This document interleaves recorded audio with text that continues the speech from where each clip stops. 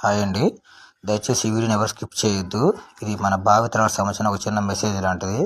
అది ఏంటంటే ముందు సీఎంలు, ఎమ్మెల్యేలు, ఎంపీలు, ఆఖరికి వార్డు మెంబర్తో సహా మన 5 రాష్ట్రాల్లో ఎవరు ఉండరు. అందరూ నార్త్ వాళ్ళే ఉంటారు. బ్రిటిష్ పరిపాలన మళ్ళీ వస్తుంది. అది నార్త్ వాళ్ళ రూపంలో వస్తుంది. ఎందుకంటే ప్రతి బిజినెస్లోనూ వాళ్ళే ఉంటారు. పెయింట్, హార్డ్వేర్, సిమెంట్, గిమెంట్, చిన్న చిన్న పనులు కానీ పెద్ద పెద్ద పనుల దాకా మొత్తం వాళ్ళే సెటిల్ అయిపోయారు. మనకంటే అసలు ఏం పనులు లేక నిజం చెప్పాలంటే ప్రభుత్వం ఏదో ఉచిత పథకాలు ఇస్తే అవి తీసుకొని ఇల్లు జరిగే పరిస్థితికి వచ్చేసేసింది. నిజం చెప్పాలంటే మన రాష్ట్రాలు ఇది మన చాలా దౌర్భాగ్యం.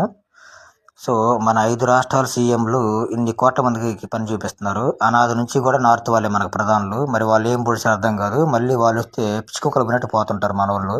నాకు అది ఇప్పటికీ అర్థం కాని విషయం. దీనిపైన కొంచెం ఎవరన్నా కామెంట్ చేయండి. అసలు దీనికి విధానం ఏంటి, ఎట్లా, ఎందుకు అనేది కూడా చేయండి. నాకు తెలిసినంత వరకు నార్త్ వాళ్ళ ప్రధానులకు ఎన్నుకోవడం అనే అంత బుద్ధి తక్కువ పని ఇంకోటి ఉండదు. వాళ్ళకి అసలు రెస్పెక్ట్ ఇవ్వవసరం లేదు. మన సీఎంల ఫోటోలు వాళ్ళు పెట్టుకుని పూజించుకోవాలి రోజు. ఎందుకంటే అన్ని కోట్ల మందికి మన పనులు చూపిస్తున్నారు మన వాళ్ళు.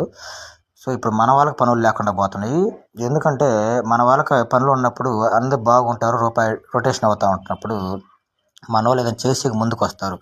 సో మొత్తం వాళ్ళే ఉన్నప్పుడు డబ్బులు మొత్తం వాళ్ళ చేతిలోకి వెళ్ళిపోతే రొటేషన్ మొత్తం వాళ్ళ చేతిలో నడుస్తుంటుంది అనమాట. ఇక్కడ ఫ్యాక్టరీ వాళ్ళలో పనిచేసేది వాళ్ళు, అక్కడ అమ్మేది వాళ్ళు, చేసేది వాళ్ళే, మొత్తం వాళ్ళే ఉంటారు. అలాంటప్పుడు డబ్బులు మొత్తం వాళ్ళ చేతికి వెళ్ళిపోయినప్పుడు మనకి ఇంకా ఏదన్నా పోటీ చేయాలన్నా, ఏదన్నా ముందుకు తీసుకుని పోవాలన్నా కానీ వాళ్ళ సహాయం అయింది కానీ మనం ఏం చేయలేం కదా. సో అలాంటప్పుడు నాకు తెలిసినంత వరకు ఇది పెద్ద సమస్యను.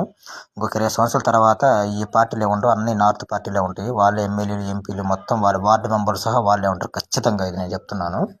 మీరందరూ దీనిపైన స్పందించి దీనికి కామెంట్ చేయండి ఫ్రెండ్స్. అసలు ఎలా మీ ఆలోచనలు ఎలా ఉన్నాయి, నేను చెప్పింది కరెక్టా కాదనేది మీరు ఒకసారి ఆలోచన చేసి చెప్పండి నాకు.